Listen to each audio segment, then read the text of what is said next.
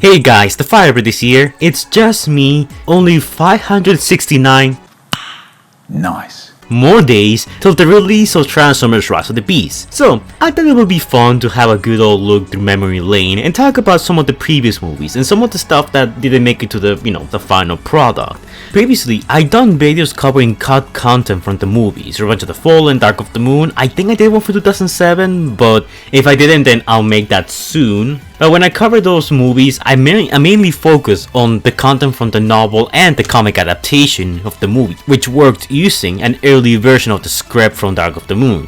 And I never really did one for Age of Extinction in the last night, because for those two movies in particular, they didn't get any tie-in media in which, we could get an early version of what the script used to look like.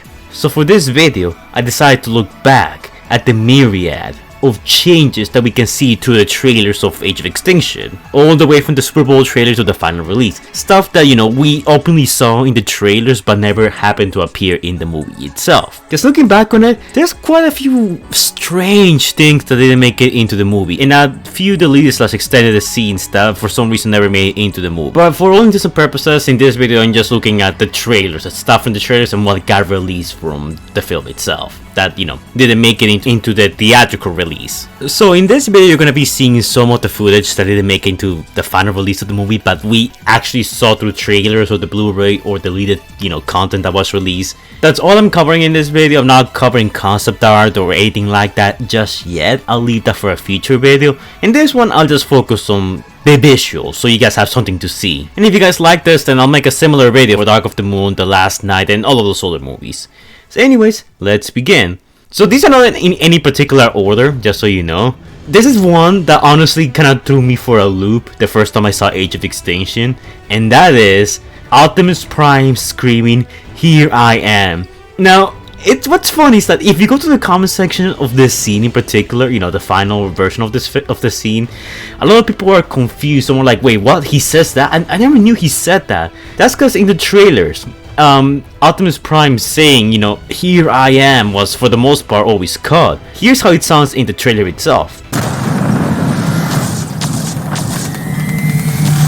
You just hear the gunfire, the humans shouting, and the sounds of Optimus Prime's gun, but he never says anything. And this is a trend that continues for most of the trailers, so a lot of people just, have it ingrained on their heads that Optimus Prime never says,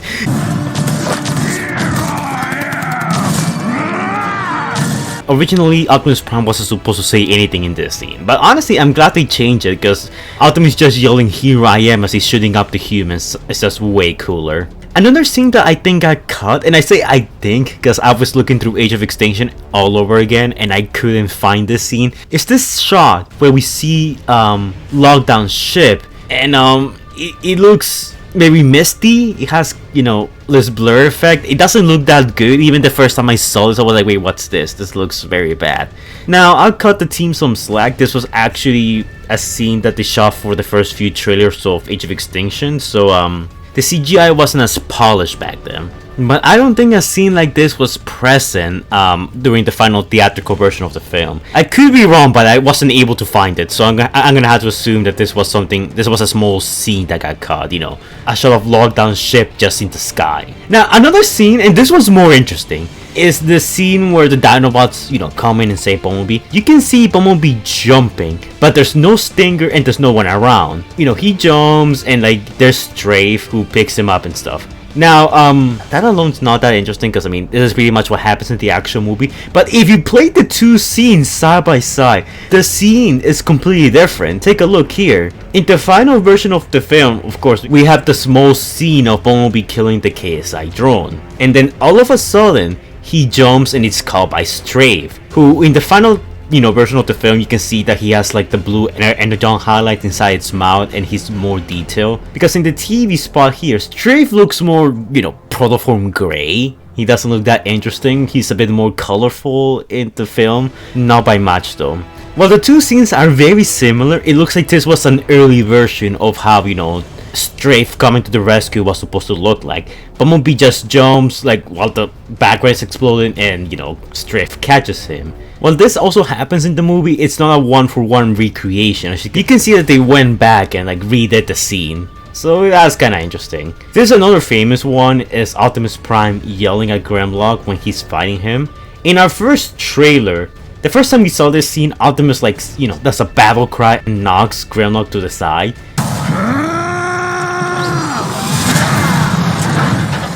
Which was the way it was supposed to play out originally. But in the movie itself, this scene plays out differently. The positions that Optimus Prime takes are different, and when he smacks Grimlock, we of course see the rest of the Dinobots, so their presence can be felt in the scene, which is a pretty nice change. There's another thing that, well, it's not really a scene, it's dialogue that gets cut from the trailers. We're gonna see a lot of that in this video. After all we have done, humans are hunting us. Not sure when the scene is supposed to take place, but in my opinion, I think the best place this piece of dialogue will fit in the movie would be when the Autobots reunite and we have that scene there at night where Optimus Prime is telling them what the game plan is. This is not war. It's human extinction. Some of these lines feel more like purposely made to intrigue people watching the trailer to, watch the movie. Which, I mean, yeah, it's kind of par for the course, but at the same time, I wonder what the context was behind this piece of dialogue. Like, if originally Optimus Prime was saying it to somebody, or if this was just like, hey, Peter, can you say this for the trailer? Yeah, we need to make this movie look good. Another piece of dialogue is, we need a new army. I think that line is pretty cool. And honestly, I feel like they should have probably kept that for the release of the movie. I feel like this scene will play out as soon as Crosshair asks Prime what the play is, and he says, it's time for reinforcements. I feel like him saying, we need a new army, is not only more dramatic, but a little cooler. But hey, that's just me. Okay, so taking a break from the dialogue for now, this one's very interesting because not a lot of people have mentioned this, and that is, Optimus Prime gets his Energon sword back. Now, we all know in the movie, Optimus Prime picks up the sword, he gets a slight upgraded look when he frees the Dinobots, and gets the rocket boots to fly. Yeah, in the trailer, when you look at the scene where he's charging to Hong Kong, do you notice anything in particular about this scene? Yeah, that's right, look at his sword. His sword is orange, just like the blades he used during the previous trilogy. Originally, I thought it was just, Grimlock's fire breath, maybe the sword's overheated. But that doesn't seem to be the case, because then, he throws it and he just continues to be, all heated up and stuff. I think that originally, the Sword of Judgment was supposed to be an upgraded version of, Optimus Prime's Energon blades from the previous movie. It's just a little theory and I can't really confirm it, but I find it very interesting that that's how the sword looks. Honestly, the sword looking like that is much better than what we got in the actual film. I think it looks way cooler and it should have been kept that way. It would have also matched the Age of Extinction toys, because a lot of the toys, especially pretty early on, had Optimus Prime's blade painted a yellow color, a yellow orangey color. So this fits right here. So this was actually an early concept of the movie. Also, this scene is very different from the one in the movie, because in here Optimus Prime is just quietly charging with his battle mask on and then kills the KSI drones, while in the movie itself, this scene Optimus takes off his battle mask and then tells Grimlock to hurry and go. Also, something interesting is that originally Optimus Prime didn't have his rocket boots. This is a very, blink and you'll miss a moment, but when in the film, when Optimus Prime kills the KSI drones, you can briefly see him use his rocket boots to get some momentum in the air and get the drop on the KSI drones. But if you take a look at the early version of it, there's no fire, propulsion coming from Optimus Prime's feet. So meaning that the whole thing of him being able to fly was a very late addition into the movie. Now, this is something that I remember back in the day people were speculating over. Who was that guy under Optimus Prime? We clearly see him punching someone, and at the time we didn't know it was Galvatron. We didn't even know Galvatron was in the film. And, Optimus Prime here gets shot, and Galvatron, who's, on the ground, doesn't move. He's static, almost like he's dead or badly beaten. I remember that people used to speculate whether that was a car or a transformer. Now we know it's a transformer, but what's very interesting about this scene is that this went through some changes all across the trailer. You guys might be more familiar with the ending look of this scene where we see Galvatron obviously moving, trying to get away from the damaged area, get away from Prime, and slowly getting up. However, there's also a variation of this scene where we see Galvatron with his fusion cannon. I remember that people didn't know what that was. Some people theorized that, Galvatron was like missing his hand because Optimus Prime chopped his hand off. That was of course incorrect, but I find it interesting why this was changed to, him just moving out the way with his hand instead of just having his blaster right then and there. Honestly, him having his hand or his fusion blaster or whatever doesn't make that much of a difference. You still get what's going on. That's one that always, confused me. Everybody stick behind me. This piece of dialogue also wasn't in the movie. Trust me, I checked. There's also a big one. We get Optimus Prime riding Grimlock and he points forward with Grimlock looking into that direction. And then, of course, we got Grimlock and Optimus Prime busting out of that Chinese wall or whatever it's called. And none of the Dinobots are behind them. This is a scene that was probably changed for the best. In the final release of the film, like Optimus Prime, just holding his sword up and like telling the Autobots to move forward. It's way cooler than this one, I think. And of course, it's always nice to see the other Dinobots, because, it makes their presence be felt more throughout the film. Something that The Last Knight could have used. This scene, while, physically remains the same, when it comes to the audio, it's a bit different. In the trailer, you just hear the message calling all Autobots, but in the film itself, Optimus Prime says the line a bit more weakly.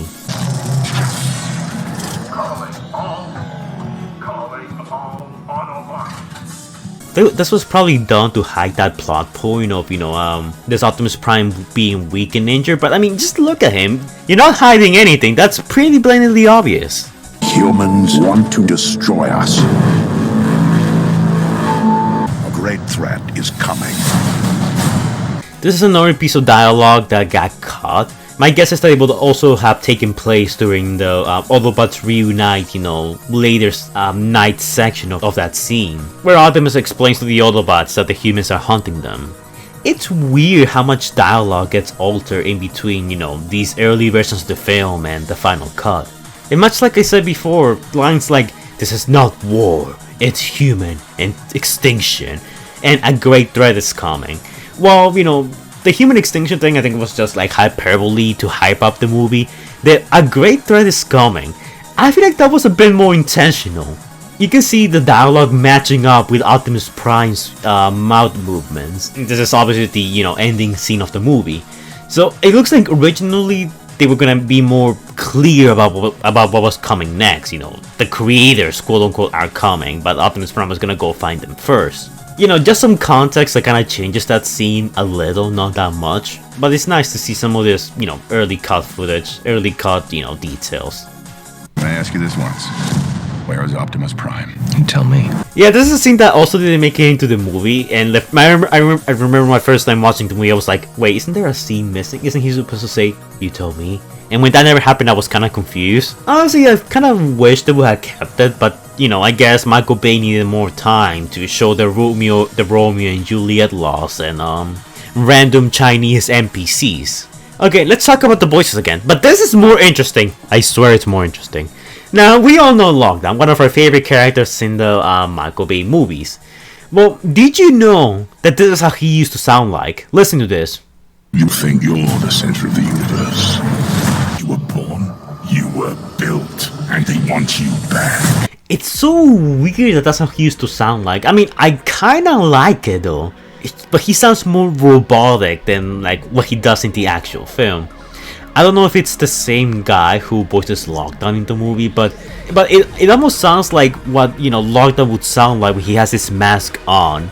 So my guess is that during the scenes where Lockdown says these lines, originally he was supposed to have his mask all the time. You think you're the center of the universe. You all think you're the center of the universe. It's just a theory though, can't exactly confirm it, but that would match up with some of the concept art, because in some of the concept arts we always see Lockdown with like his mask, so maybe it was decided really early on that Lockdown was gonna wear his mask more often than, he did in the actual film.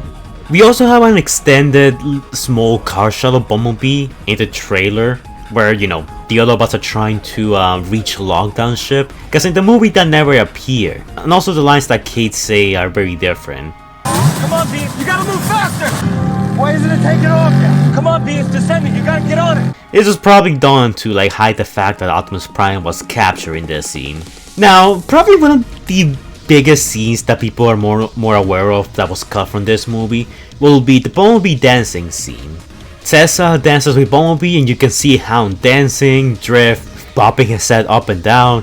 I feel like this scene would have taken place in between Kate getting mad at Tessa and her boyfriend. I forgot who his name was. And then him having that small conversation with Optimus Prime, telling him that, Yeah, I went through that with Bumblebee. yeah, I can see why that scene was kinda cut, because it wasn't really needed for the movie, it was just kinda there. But you know, I'd much rather have that scene than Joshua just drinking milk for comedic relief. At least we get to see more of our Autobot cast. Respect. It's just impossible sometimes. Yeah, I went through that with Bumblebee. B, music. Look at House! Woo! Another really small, and by really small I actually mean really small, deleted scene that we know of was when the Autobots reunite. There's some extended shots of Drift in his helicopter form, you know, heading towards Optimus Prime and the rest of the Autobots, and a slightly extended shot of Bumblebee walking towards the group. Now, some other scenes that got cut was a scene depicting Harold Attinger throwing a man out of a moving vehicle. I don't exactly know the context of when that will happen during the movie, but I guess it will happen during the China chase scene between the Cemetery Wind agents and Kate's group. Another thing that got changed, and you guys are probably very familiar with this, is that crosshairs used to be called Slingshot. Now, I remember this vividly. Unfortunately, I don't have the footage because I was never able to find it again. But during my days of not being a YouTuber and following the Rage Nation, I remember there was this leak audio from the Age of Extinction set, much like, you know, we recently got from Rise of the Beast, where we actually hear what it appears to be Slingshot complaining to his other Autobots that he's doing all the work around here. If I remember correctly, what he says is that, "Slingshot, do this, fix this, save us. You know what? I'm tired of doing all the work around here." It was something along those lines. Unfortunately, I never got to find the footage, but I remember that that was a thing that was captured on film at some point. That, for all I know, that footage is lost by this point, but I thought it was worth mentioning. Also, these are not really deleted / cut scenes, but I thought they were worth mentioning. Some pieces of footage from the old movies are reused in Age of Extinction. Of course, we got, like, you know, the scene where we see Barry getting to the Decepticons in Chicago. That's pretty obvious, you know. I'm not gonna count those, but what's really interesting is that the satellite tracking footage of the highway is exactly the same as the footage used in Dark of the Moon, when Ness was tracking the Dreads. The image had obviously been altered to have the Autobots replacing the Dreads, and new on-screen overlays that say KSI on them, but all of the surrounding civilian vehicles are pretty much the same as in Dark of the Moon. The footage of the drone tracking the Autobots tilting its camera is a reuse from the beginning of Operation Firestorm in Revenge of the Fallen. And also, the scene where Galvatron gets transported to China is actually a modified scene of the Revenge of the Fallen scene where Ness is transporting Optimus Prime's corpse to Egypt. And yeah, I didn't know that either till the wiki mentioned it. And you know, it's very weird, but then again, it's not the first time Michael Bay has reused footage from other movies. And yeah, guys, those are all the scenes that I know were changed or taken out of the movie, you know, for Age of Extinction. I mean, I could talk about some other stuff, like, you know, Drift's early color for the movie being orange instead of blue, but then we're getting into concept art territory, and I want to do a separate video for the concept art. In this video, we're just solely talking about footage, audio that was altered, scenes that were taken out. If you guys are interested in me, like, doing, you know, side-by-side comparisons, or looking back to old trailers, seeing what got cut, what got edited out the movie, what was changed, let me know and I'll do one for The Last Night, Dark of the Moon, Rise of the Fallen, and all those movies, because there's plenty of stuff to take a look at. And in the future, I might do a video covering the concept art for each respective movie, because there's a lot of, like, cosmetic material from there that never made it into the final look of the film. Let me know what you think about some of these changes, which one was the ones that interested you the most, do you wish for any of these scenes to have been kept the same? Frankly, I wish for Optimus Prime to give his Energon sword, for Lockdown to have that filter in his voice. I think it sounds cool. I mean, I like Lockdown's voice in the actual film, but I think his more robotic voice sounds a little cooler, you know what I mean? Other than that, a lot of the scenes were justifiably taken out. I don't even care that much about the dancing scene, but I mean, yeah, cut it out and cut some of the Chinese scenes. But yeah, let me know your thoughts on all this in the comments down below. Like always, like, comment, and subscribe, and I will see you guys in the next video. Stay safe, guys. Anyways, guys, before we go, shout out to our amazing Patreons: Xavier the God, Stitch Productions, Scrub Lordo, Allspark Studios, Epic Nin, Lord Racer, and Transformers Gears and Brawn. That's quite a long name. And an even bigger shout out to our even bigger Patreons: Gerald the Great, who donated $100, and X23, who donated an amount of money. I'll leave you guys to figure out how much. Thank you guys for supporting me, it's much appreciated. And if you guys want to become a patron yourselves, all you gotta do is donate to my Patreon. By donating to my Patreon, you get quite a few rewards. You get a free shout out to your YouTube channel and a link to it in the description down below. You can request your own videos, you get to see videos early, you can request some artwork too if you donate high enough, or you can collab with me in some of my videos or your videos, vice versa. Scrub Lord. Thank you guys for donating, it's much appreciated. Go check out their channels, link to that is gonna be in the description down below, and other social media in some cases. So, you know, feel free to donate, but remember that this is entirely optional because freedom is the right of all sentient beings. Anyways, thank you guys for donating, and I will see you guys in the next video. Bye, guys.